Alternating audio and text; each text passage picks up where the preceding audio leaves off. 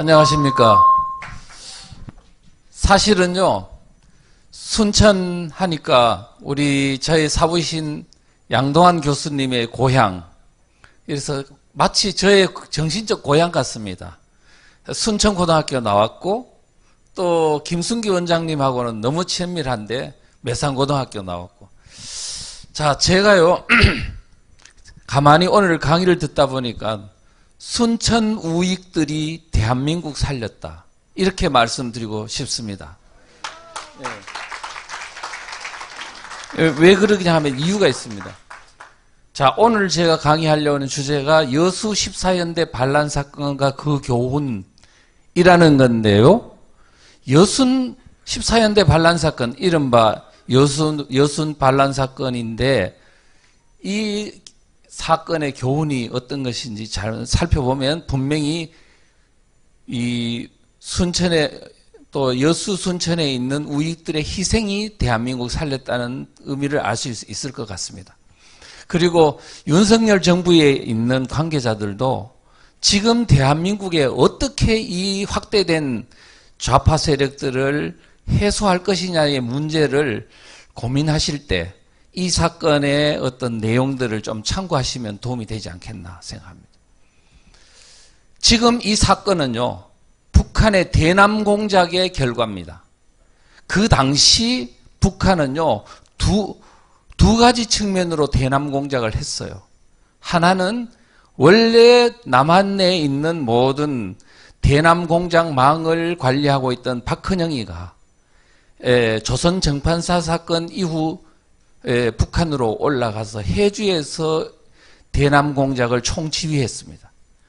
그래서 이제 그 결과로 영천에 있는 이재복이라는 군사부 총책을 통해서 46년도 10월 달에 대구 11 폭동 사건을 일으키고, 연이어 영천 폭동, 구미 폭동 이와 같은 그 여진을 전국적으로 확대했던 어떤 결과를 낳았죠. 자, 그 다음에는 대한민국 건국을 앞두고 제주도의 4.3 사태를 주도했고요. 대한민국이 건국된 직후 딱 2달 뒤에 여수에 있는 14연대를 반란 사건을 주도해서 여수 순천 일대와 그 지역을 완전히 인민공화국 시를 만들려 하다가 진압을 당하고, 그 잔당들이 지리산, 백운산, 회문산으로 가서 빨치산 활동을 하다가 진압당했습니다. 그러다가 6.25 때 다시 부활을 해가지고 대한민국을 후방에서 국군을 공격하고는 교란 작전을 벌치다가 결국은 전쟁 후에 백선엽 장군에 의해서 최종 진압되는 결말을 낳았죠. 자, 이와 같은 상황을 보면, 지금 오늘 이 사건은, 여순 반란 사건은 북한의 대남 공작이 낳은 결과다 하는 것을 아시고 이제 보시면 될 것 같습니다. 자, 10월 19일 날요, 여수의 14연대가 제주도에 있는 진압명령, 제주 4.3 사건에 있는 어떤 한라산, 빨치산 활동을 진압하기 위해서 일개 대대를 출동하라는 명령을 받았습니다. 그날이 바로 출동 명령을 받고 이제 출동하는 날입니다. 그런데 갑자기 지창수라는, 소위 말하면 남로당에 있는 그 프락치 14연대에 침투한 간첩 두목이 바로 연병장에서요, 비상나팔을 불게 한 후에, 그러니까 군인들은 이게 출동 명령이구나 하고 다 연병장에 모였습니다. 모였더니 갑자기 지창수가 권총을 들고, 지금 우리는 인민해방군으로 행동한다, 지금 북한의 인민군이 지금 남하고 있다, 이렇게 거짓 선동을 하는 겁니다. 그리고 그 반란에 협조하지 않는 사람은 거기서 즉결 처형을 했습니다. 그렇게 하고 무기고를 탈취해서 무기를 장착하고 그 다음에 부대 밖으로 나왔습니다. 나왔더니 바로 이미 협조하려고 대기하고 있는, 바로 연락받은 그 동네 좌익들이 대기하고 있었어요. 그래서 거기서 나와서 바로 새벽에 이제 여수 경찰서를 점령하고 거기에 있는 많은 경찰관들 이하 사람들을 학살했습니다. 그리고 관공서를 점령한 후에 바로 태극기를 내리고 인공기를 걸고요. 그렇게 하면서 이제 그들의 어떤 공산 통치를 이제 시행하기 시작합니다. 자, 그리고 동네에 가서는 뭐를 하느냐 하면은 이제 여수 시내에 주민들을 모아놓고 지창수가 자, 우리는 지금 다른 지역으로 점령하러 갈 테니까 동네에 있는 좌익들이 앞장서서 이제 반동분자를 색출하는 작업을 하라고 지시를 내려놓고 갑니다. 자, 그 다음에 순천으로 가고 이제 다른 지역으로 가게 됐죠.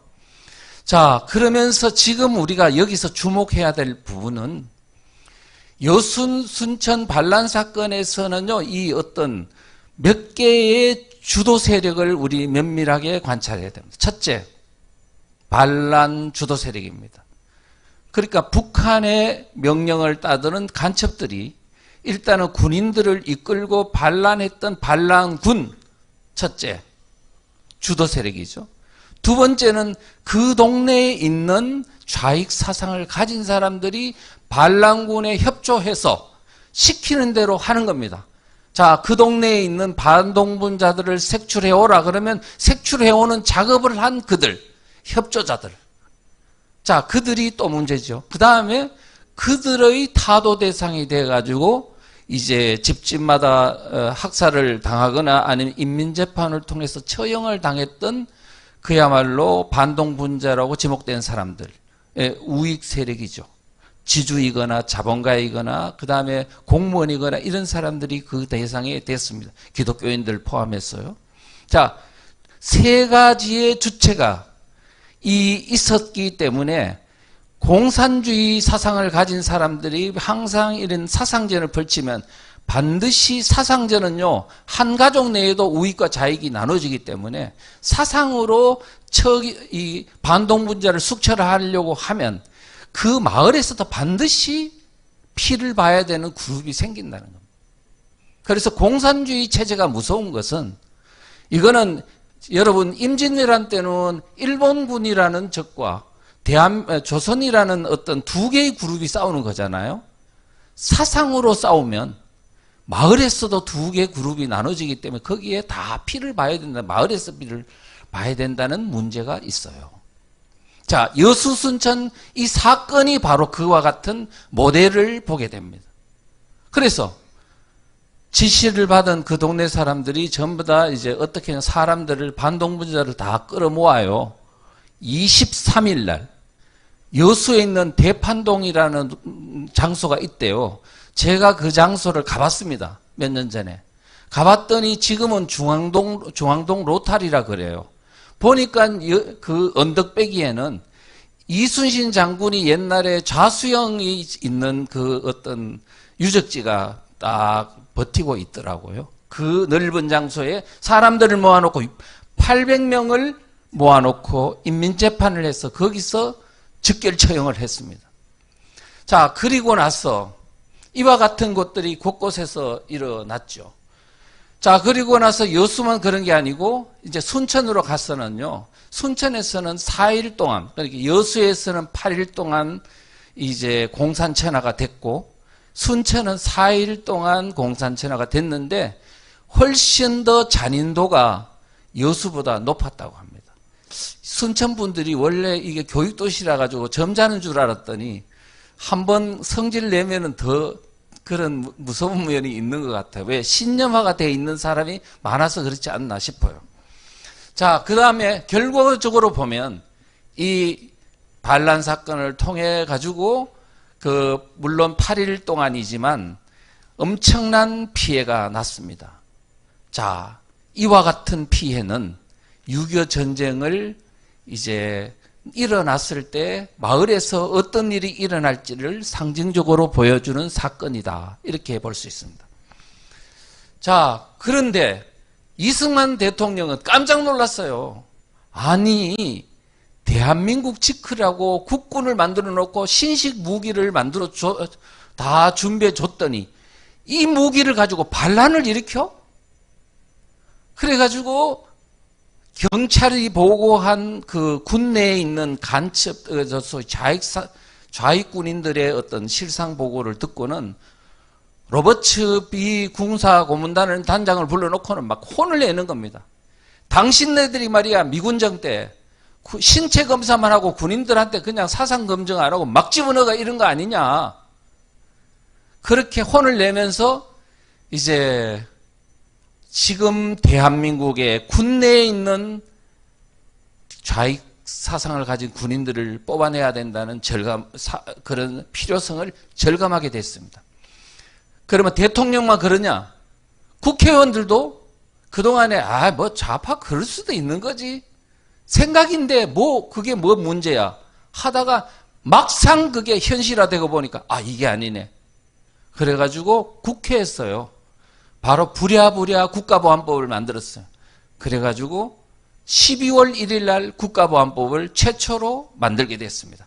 지금 우리가 지금 운영하고 있는 국가보안법의 원초가 바로 거기서부터 나온 거거든요. 그리고 이 법에 따라서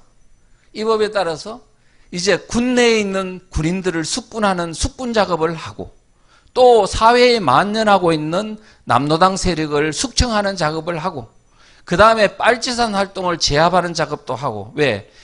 여순 이 사건의 주모자들이요. 진압을 하자 이들이 피해가지고 지리산으로 올라가서 빨치산 활동을 하고 있었거든요. 그래서 이 빨치산을 토벌하는 작업도 하고 그 다음에 뭐냐면 많은 국민들이 이 좌익 사상에 경도되어 있었기 때문에 이 사람들을 빨리 순화해서 전향하도록 하는 그 작업을 했어. 특히 북한에서 내려온 월남자들이 공산주의를 그 무시무시한 공산주의의 독성을 알기 때문에 그분들이 전부 다 국민들을 돌아다니면서 다 이렇게 교육을 했어요. 지금 정광훈 목사님께서 전국 다니면서 이렇게 교육하듯이 해서 또 전향을 하고 그 다음에 또 편의도 봐주고 이렇게 해서요 30만 명이 전향을 했는데 그 전향단체가 보도연맹이라는 겁니다. 물론 다시 되돌아가가지고 6.25 전쟁 때 그래 되는 경우는 있지만 어쨌든 그 작업이 언제 이루어졌냐? 1949년을 통해서 만들어졌습니다. 그래서 1949년이 없었으면 대한민국은 없는 겁니다.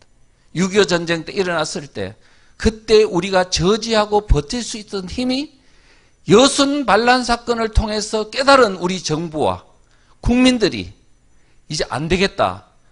이 어떤 좌익 사범들을 좌익 세력들을 위축시키지 않고서는 대한민국이 도저히 유지될 수 없다는 판단에 따라서 49년 동안 정부가 하는 좌익 숙청 작업을 국민들이 도와줬기 때문에 이게 가능했던 겁니다.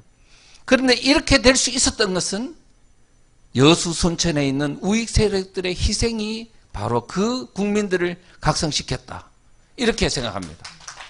네. 자, 그리고요, 이제 그 다음에 뭐 여러 가지 있습니다. 시간이 없으므로 지금 이와 같은 6.25 전쟁 여수 사건에 있었던 그것이 6.25 전쟁 때 그대로 재현됐습니다. 자, 북한군이 내려왔죠. 내려왔는데 우리는 여러분들은 6.25 전쟁이라고 하면 군인들끼리 전쟁한 것만 생각합니다. 저 낙동강 전투, 백마고지 전투, 그 다음에 장진호 전투 이런 것만 생각하잖아요. 저는 사상을 하기 때문에 그 전투 장면이 아닌 후방마을에서 너무 많은 사람들이 죽었으니까 도대체 왜 죽었나? 뭐 때문에 죽었나? 누가 죽였나? 누가 죽었나? 이것을 우리가 예의 관찰하다 보면 6.25 전쟁의 본질은 군인들끼리 싸운 전쟁만이 아니라 바로 그 우리 대한민국에 사는 마을에 사는 우익과 좌익이 합세해가지고 치열하게 싸웠던 그런 사상전이었고 체제전쟁이었다는 사실을 우리가 알 수 있습니다. 우리가 지금 대한민국이 6.25 전쟁을 겪으면서 이렇게 많은 희생을 겪고도 또 제2의 6.25 전쟁이 재현된 것은 우리가 6.25 전쟁의 군인들끼리만 싸운 거 우리는 아무런 관계없는 거로 생각했던 책임이 바로 지금 우리 앞에 온 겁니다. 우리가 그때 희생자의 정신을 잊지 않고 대한민국은 공산주의는 안 된다는 사상관이 투철하면서 이 마을에서 일어난 이런 것들을 우리가 서로 견제해주고 감시해주고 그 다음에 바로잡는 노력을 했더라면 지금 이와 같은 제2의 6.25 전쟁 앞에 있는 대한민국이 생겼겠냐 이거예요. 자, 그런 말씀을 드리면서 6.25 전쟁을 보면 6.25 전쟁이 북한에서 내려왔을 때 그 동네마다 좌익 사상을 가진 사람들은 북한군한테 협조를 했습니다. 자, 협조를 해가지고는 완장을 차고 그 사람들이 뭘 하냐. 북한군의 지시에 따라서 자, 반동분자 잡아와. 그러면 마을에 다니면서 집집마다 가가호호 다니면서 우익 세력들을 색출하고 체포해 옵니다. 그래가지고 그 사람들을 인민재판을 통해 처형하기도 하고 무단 처형도 하기도 합니다. 그렇게 하고 그 다음에 또 젊은 청년들은 잡아가 어디로 가느냐. 낙동강 전선에 북한군한테 보내요. 얼마나 보면 15만 명을 보내가지고요. 많은 사람들이 대부분 죽었는데 많은 사람들은 그 의용군으로 갔다는 것만 알지 그 의용군을 누가 잡아들였는지는 생각 안 하는 거야. 그 동네에 있는 좌익들이 다 잡아들여가지고 보낸 겁니다. 여러분 또 6.25 전쟁이 인천 상륙 작전 이후 8만 명이 납북됐다는 건 아시죠? 98.5%가 남자들입니다. 쓸만한 인재 다 끌고 갔습니다. 초대 국회의원 200명 중에요. 50명이 끌려 올라가서 50명이. 그런데 그때 그 사람들이 쓸만한 인재인 줄 북한군이 어떻게 아느냐고요. 그 동네 사람들이 다 잡아가지고 그 사람 북한군한테 인수인계한 겁니다. 지금 문재인처럼. 여러분 이런 것들을 생각해 보시고요. 그 다음에 또 이런 게 다 인민재판, 지금 북한군에 투입한 이런 청년들 대부분 총알바지로 죽었는데 그런 것도. 그 다음에 인천 상륙작전 이후에요. 이제 북한으로 끌려온 8만 명의 납북자들 다 이 동네에 있는 좌익들의 협조들을 받아서 이 사람들을 체포한 겁니다. 그 다음에요. 북한군이 올라갈 때요.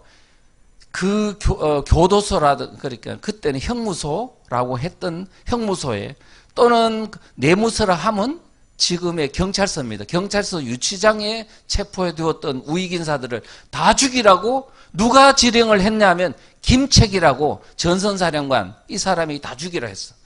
그래가지고 다 죽이고 올라갔는데 얼마나 죽었나? 대전 형무소에서는 6천 명 죽였어요. 전주 형무소에는 1,000명 죽이고 올라갔어요. 곳곳에 있는 내무소 그 유치장에 있는 사람들 다 죽이고 올라갔는데 그러면 아이고 북한군 이놈들이 나쁜 놈이네 라고 생각하지만 이 사람들을 동네에서 누가 잡아들였냐고요. 그렇죠. 그러니까 우리가 지금 뭐냐면 그때가 되니 이웃이 무섭더라. 그런 거를 우리가 아셔야 된다고요. 바로 여순 사건에서 마을에서 일어난 그 모든 좌익과 우익의 사상적 대결이 얼마나 치열하고 정말로 무서운 결과를 낳는지를 우리가 잘 알 수 있잖아요. 바로 6.25 전쟁 때 그랬고요. 인천 상륙작전이 있고 서울 수복이 된 후에 여러분 아시다시피 그 국군 유엔군 환영대회를 개최하자 이제 북한군은 올라가 버렸고 이제 남한에 있는 동네에 협조했던 좌익들이 깜짝 놀라가지고 이제 전세가 역전됐으니까 아이고 국군도 온다 유엔군도 경찰 오면은 우리를 보복하겠지? 그럼 어떻게 해야 돼? 증거인멸하려면 씨를 말려야 된다면서 사람들을 곳곳에 집단 학살을 했어요. 전주에서 경남 진주에서 이런 곳곳에 개울가 우물가 방공호 같은 데서 집단 처형을 했습니다. 자, 그런데 그게 그냥 제가 하는 소리가 아니고 그때 학살에 참여했던 사람의 증언이 있어요. 이 사람 말씀이 9.28 서울 수복 이후 집단 처형을 했어. 근데 북한군이 가면서 집단 처형을 하라고 그랬어. 들었다니까. 그러면서 빨치산들이 이제 미군이 오고 국군이 오면 보복을 받으니까 보복을 받지 않으려면 씨를 말려야 한다면서 사람들을 데려가 죽였다. 어린아이들은 자루에 담아서 버렸고 사람들을 처형하기 위해서 개울가로 데려가다 보면 이미 개울가에 가면 80% 이상은 거의 이제 죽은 사람이라 다름없는 사람이 되어 있다. 공포에 정신이 혼미해져서 그랬다. 이런 증언을 하고 있습니다. 제가요, 이쪽에 영광군하고 신안군 그 학살 장면들을 자가 두루두루 되어 다 관찰했습니다.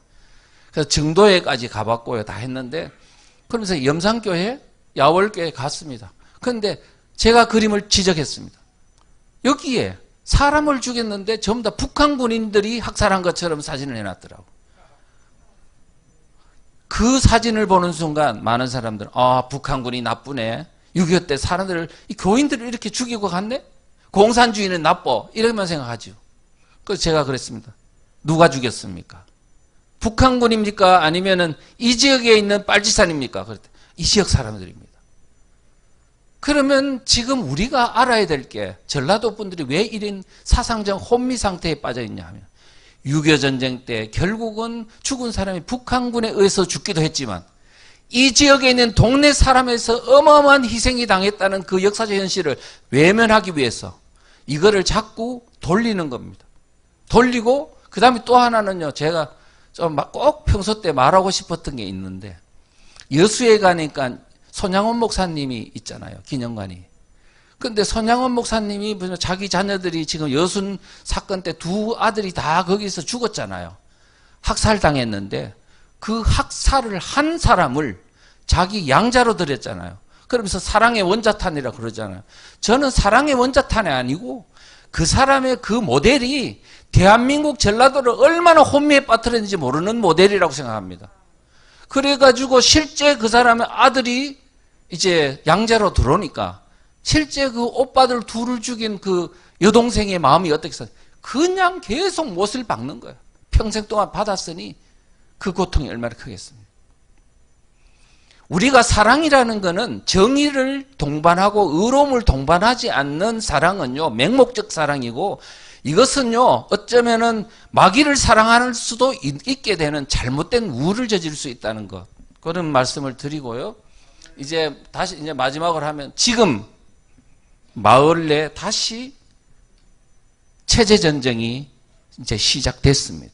제가 주민자치기본법 공산화의 길목이라는 책을 쓴 이후 제가 강의를 하면서 지금 주민자치회라는 어떤 것을 문재인 정권이 만들어 가지고 그 동네에 있는 좌파 마을 활동가로 하여금 그거를 장악하게 하고 또 이렇게 하고 있다는 사실을 말했습니다. 주민총회가 지금 이 가짜 주민들이 대거 마을에 들어오도록 해놨거든요.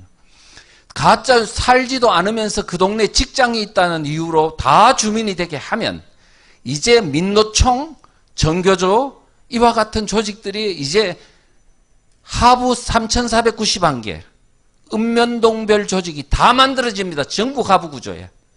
그 사람들에 의해 가지고 주민총회, 주민자치회가 다 운영될 거고 진짜 주민들은 아마 그들에서 통제받는 아마 노예로 전락할 것이다. 이렇게 생각을 하고 주민자치에만 문제가 아니에요.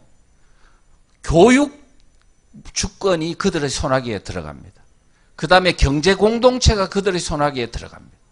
그 다음에 자치경찰제라고 하여 작년 7월 1일부로 시행 중인데 지금 시도경찰 그 어떤 산하에 있는 시도자치경찰위원회가 자치경찰의 컨트롤 타워입니다. 그런데 시도지사 통제 안 받는데요.